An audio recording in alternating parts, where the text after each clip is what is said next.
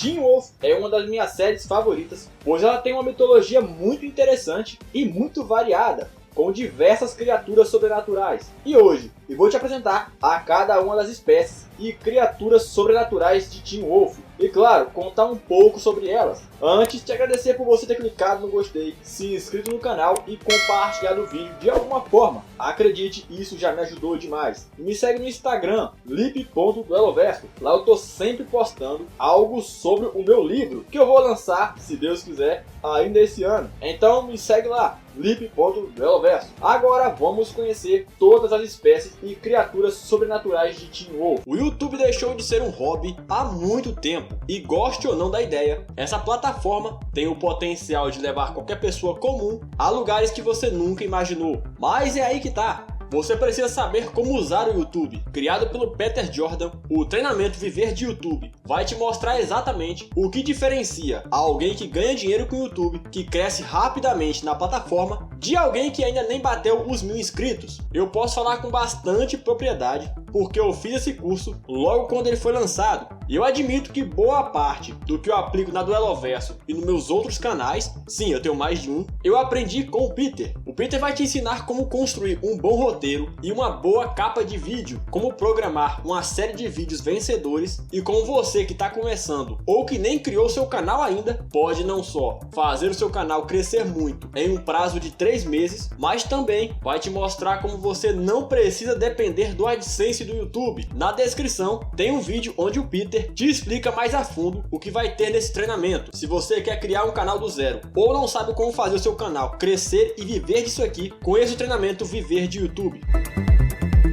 A primeira espécie sobrenatural são os Anuiktês, talvez a espécie sobrenatural mais perigosa de Teen Wolf. Também conhecidos como Duas Caras, um Anuiktê é descrito pelo Ditton como um antigo metamorfo, uma criatura de desarmonia que pode virar vizinho contra vizinho, semear a discórdia e o ódio. Uma criatura que não precisa de presas e nem garras. Um ser que usa algo muito mais sinistro, o medo. Não se sabe se o Anuiktê que apareceu na 6ª temporada é o único que existe ou se é uma espécie inteira, mas acredito eu que seja apenas uma única criatura, já que se for uma espécie inteira, por exemplo, como os lobisomens, devem ter milhares deles presos na caçada selvagem. Enfim, essa criatura aparece na última temporada de Teen Wolf e o seu poder era induzir o medo, criar ilusões e petrificar qualquer um que olhasse em seus olhos. Para você ter uma noção, só a presença dele fora da caçada selvagem já fez com que um massacre de criaturas sobrenaturais começasse. E isso explica por que o Cão do Inferno e os Caçadores Fantasmas prenderam essa criatura na caçada selvagem, porque de fato é um ser extremamente perigoso. Já as Banshees, muito bem representadas pela Lydia, não são bem uma espécie ou uma criatura sobrenatural, mas na verdade mulheres com o dom sobrenatural de sentir a morte, muito conectadas a outro precursor da morte que vamos comentar daqui a pouco. As Banshees podem pressentir a morte, rastrear ou sentir a presença de outro ser sobrenatural, um certo grau de telepatia, o famoso grito da Banshee, em casos muito raros, gerar uma aura sobrenatural imensamente poderosa, e o seu poder mais simples, mas também o mais útil, é quase uma completa imunidade ao sobrenatural. Esse último poder permite que as Banshees entrem e saiam de locais lotados de tramaceira, segurar e passar por cinzas da montanha, ser imune ao veneno do Kahneman e também ser imune à maioria dos poderes de outras Banshees. Claro, as Banshees ainda são pegas pelo poder de amnésia dos Cavaleiros Fantasmas, sendo essa uma das poucas fraquezas dessa imunidade. Pois é, cara, a Lydia é um membro importantíssimo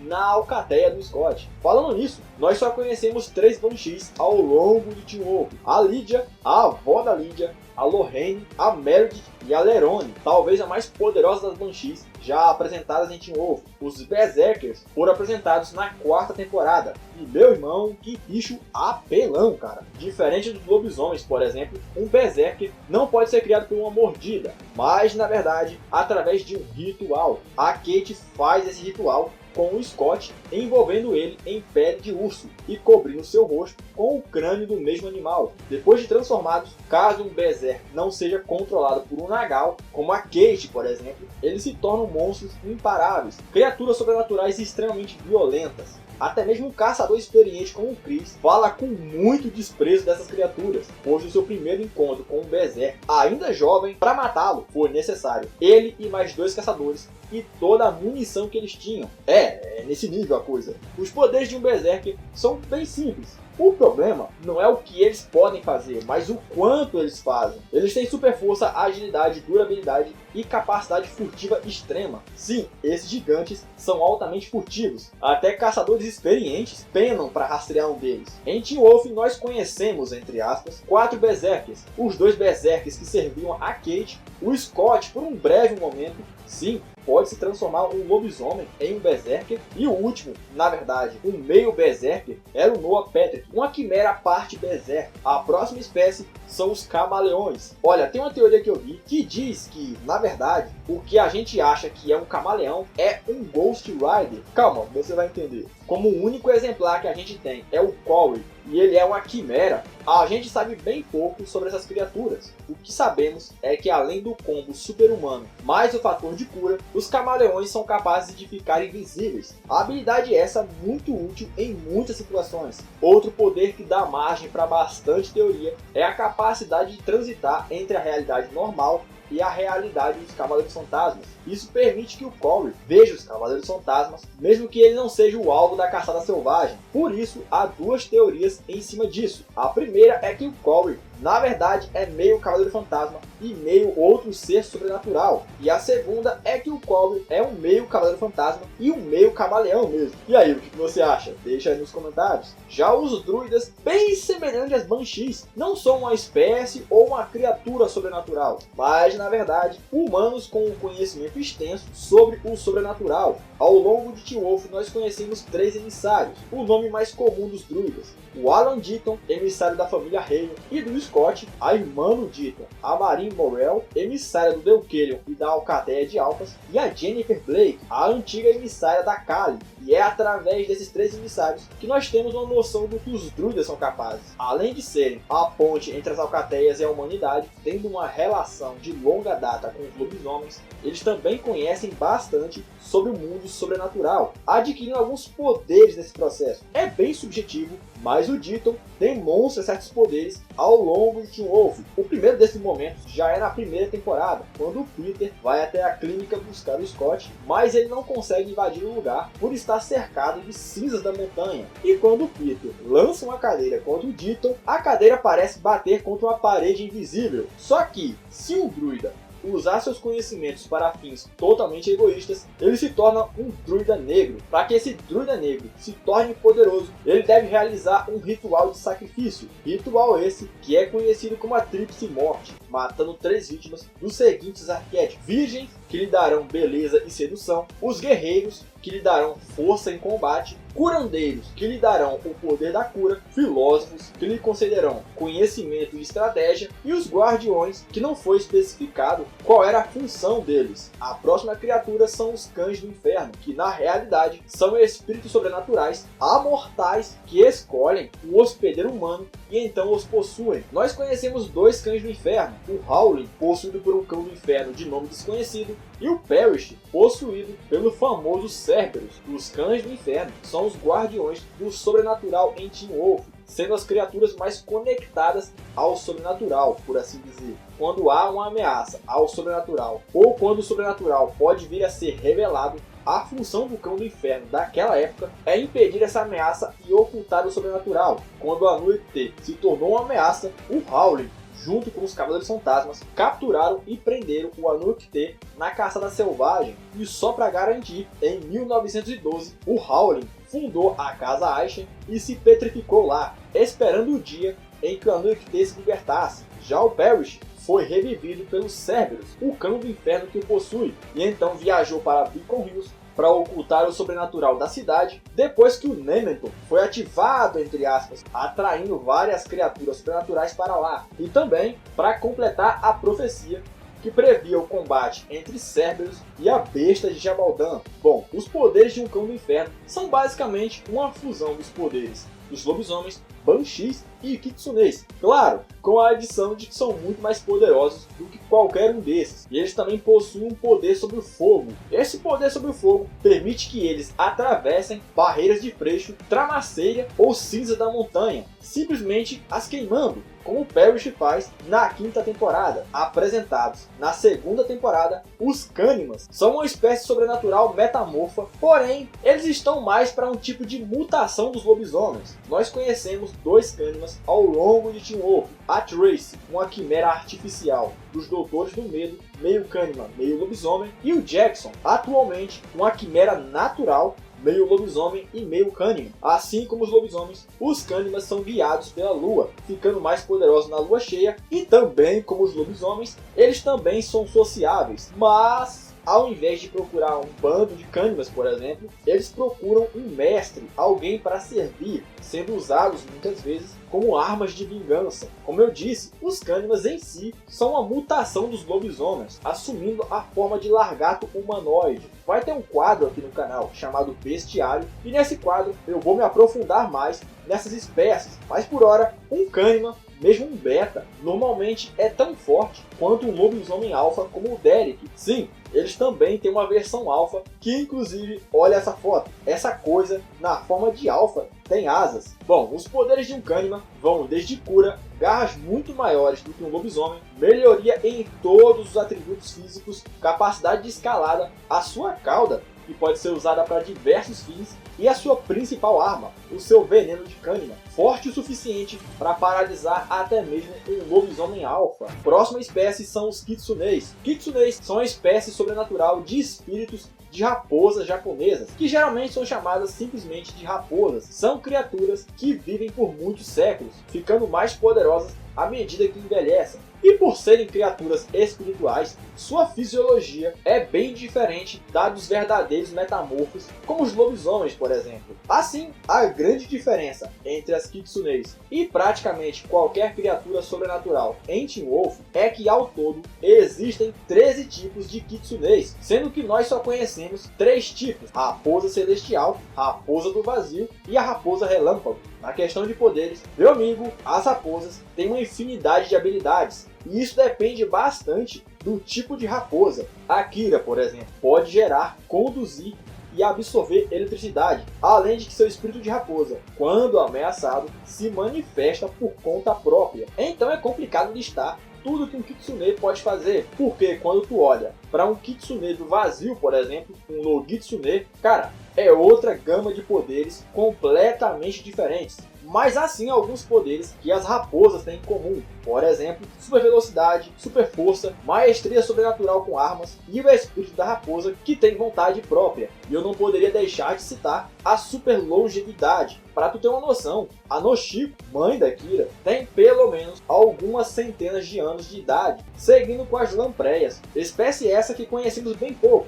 Essa é uma espécie sobrenatural que foi introduzida na quinta temporada, e a única lampreia conhecida é a quimera Donovan Donut, que foi transformado pelos Doutores do Medo. A grande maioria dos poderes vindos do Donovan podem sim ser graças ao seu lado lampreia, mas o Donovan também é meio Wendigo. Então é complicado dizer qual é o poder de lampreia dele. O único poder, obviamente, vindo do seu lado lampreia, é a sua habilidade nada convencional de gerar bocas de lampreia por todo o seu corpo. De resto, os poderes do Donovan podem ser todos méritos do seu lado Wendigo. Já os Lodgmans são uma espécie híbrida de lobisomem-leão, que aparentemente é uma espécie sobrenatural de ocorrência natural, entre aspas, bem diferente da aberração não natural, que é um quimera ou uma mutação como um cânima, por exemplo. Para você entender o que eu acabei de falar, pense nos Lodgmans como se fossem mutantes naturais. Saca? Apenas um Lodgman é conhecido até agora, o Garrett Douglas,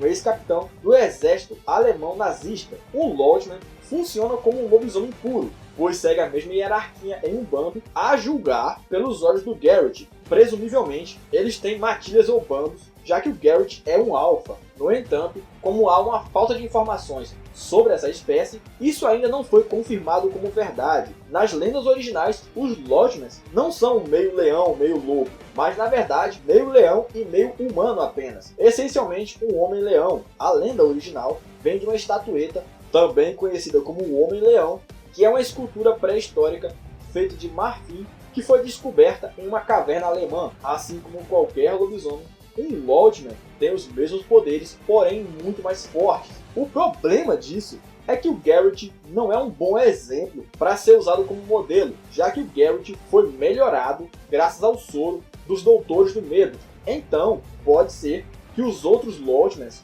não sejam tão poderosos como ele. Inclusive, olha essa transformação bizonha. Olha isso. Me lembrou na hora o Deucalion. E aí, o que você acha? Não é parecido? Os Onis são uma espécie espiritual de guerreiros demoníacos que são tão poderosos ao ponto de serem descritos como uma força da natureza que deve ser suportada e não combatida. A espécie foi introduzida pela primeira vez na terceira temporada, depois que a Noshiko, mãe da Kira, convocou pelo menos 7 Onis com o poder sobrenatural de suas caudas de Kitsune. Os Onis parecem ser feitos de pura escuridão, contidos em sua armadura de samurai, e são animados por um vagalume que vive dentro deles. Eles estão de alguma forma conectados ao Nemeton, pois foram convocados através do Nemeton em Beacon Hills pela Noshiko. Embora a aparência deles leve a acreditar que os Onis são seres maléficos, na verdade eles são neutros. Sua moralidade é controlada por quem os convocou, como a Noshiko ou o Nogitsune, mais ao final da temporada. Já nos poderes, meu amigo, teletransporte, anulação de poderes, uma espécie de escaneamento sobrenatural, força suficiente para rivalizar com o Alpha e habilidade de combate com armas. Fora que eles são virtualmente indestrutíveis, sendo que as suas duas únicas fraquezas são remover o vagalume de dentro deles e a prata. Essas duas coisas são as únicas formas de destruí-los. Os Skinwalkers são uma espécie de metamorfos introduzida na quinta temporada. O folclore nativo americano diz que os Skinwalkers são pessoas que possuem a capacidade de se transformar em qualquer animal à vontade. Assim como os Kitsunes, os Skinwalkers parecem ter uma longevidade muito estendida. Assim como os Kitsunes, os Skinwalkers parecem ter uma longevidade estendida e poderes sobre a magia. Por exemplo, com o pouco que vemos dos Skinwalkers, eles foram capazes de invocar Onis, criar uma prisão para o Theo e invocar a irmã morta do Theo. Isso fora a força e atributos físicos deles. Olha das bizarrices que aparecem em Teen Wolf. Esses seres aqui são os mais estranhos que apareceram. Na moral, os bichos brotam do chão, medonho. O Zluag é um metamorfo sobrenatural introduzido na quinta temporada. De acordo com Valak, o Zluag possui a habilidade de tomar a forma de almas perdidas. Enquanto caminhava pelo corredor da casa Aishen, o Styles olhou para uma das celas onde originalmente ele viu o Donovan, que o Styles havia matado secretamente em legítima defesa, só que depois é revelado que é um Slug, que simplesmente assumiu a aparência do Donovan. Com as poucas informações que temos, essa é uma criatura de aparência muito brilhante e escorregadia, com a pele cor cinza, um rosto monstruoso, orelhas pontudas e presas afiadas. É um negócio bizonho. Bom, em poderes, só um em especial, a habilidade de assumir a forma de almas perdidas. O que meio que não tem um sentido lógico, né? Mas mundo sobrenatural, tá valendo. Os Wendigos são uma espécie de metamorfo devorador de homens. O folclore nativo americano diz que se uma pessoa comer carne humana, ele se transformaria em uma criatura que não apenas tem uma fome insaciável, mas que também precisa dela para viver. Os Wendigos sobrevivem comendo carne e sangue humanos, e a sua fome é incomparável e muito difícil de controlar. Quando ficam com fome, eles se alimentarão de qualquer azarado que estiver próximo. E isso é porque os Wendigos são incrivelmente fortes e são capazes de dominar humanos e até lobisomens com até facilidade. A família Walcott foram os primeiros Wendigos a serem introduzidos na quarta temporada. Eles mantinham um grande freezer escondido dentro das paredes, e lá dentro haviam dezenas e dezenas de cadáveres aos quais eles se alimentavam. Já em poderes, apenas a força e a sua transformação se destacam. Porque, o Siam foi morto por um Tomahawk nas costas, o que indica que eles não têm fator de cura. Seguindo para os Coiotes, que são uma espécie muito, mas muito parecida com os lobisomens. Assim como seus primos, vamos dizer assim, os Coiotes têm o poder de mudar suas características físicas para as de um coiote, como orelhas pontudas, olhos brilhantes, presas e garras, e pelo menos alguns coiotes como a Malia, por exemplo, podem mudar completamente de forma, se transformando em um verdadeiro coiote. De resto, os coiotes são praticamente lobisomens menores, tendo literalmente as mesmas classes de alfa, beta e ômega e os mesmos requisitos para a cor dos olhos. Claro, não se sabe se pode transformar um humano em um coiote, e essa é a única diferença real entre os lobisomens e coiotes. Falando neles, os lobisomens em Teen Wolf foram a principal espécie sobrenatural da série, e com certeza a espécie com a mitologia mais explorada. Para se tornar um, basta ser mordido ou arranhado por um alfa, ou num caso muito único, beber a água da pegada de um lobo. Só que aí, a gente só conheceu a besta de Gemaldão. Além de cura, força, velocidade, reflexos e uma série de poderes, os lobisomens em Teen Wolf, assim como os coiotes, podem absorver a dor de outra pessoa, até mesmo roubar o poder de outro lobisomem, como os alfas aprimorados fazem. O caso mais bizarro de um lobisomem em Teen Wolf é a besta de Gemaldão, que foi um lobisomem tão bizarro que até mesmo o Cerberus, o cão do inferno que possui o Parrish, tinha uma profecia ligada a essa criatura. A última espécie conhecida de Teen Wolf são os Nagals,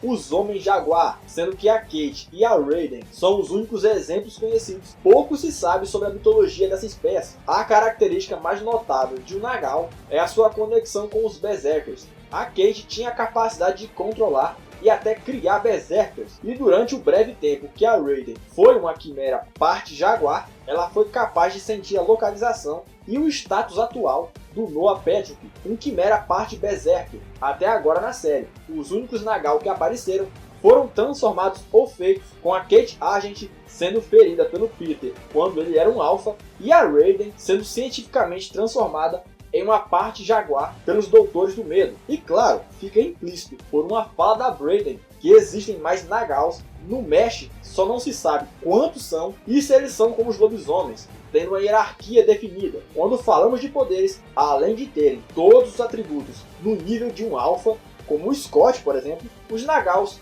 mesmo novos como a Kate, podem criar Berserkers e realizar rituais poderosos o suficiente para rejuvenescer o Derek até os seus 20 e poucos anos, fora que o visual deles é o mais top de Teen Wolf, na minha opinião, é claro. E aí, o que você acha? E essas foram todas as criaturas sobrenaturais de Teen Wolf. Cara, se eu esqueci alguma, deixa aí nos comentários. Bom, eu te agradeço por você ter clicado no gostei, se inscrito no canal e ter me seguido no Instagram. Bom, mas é isso. Greenberg, abaixa esse braço.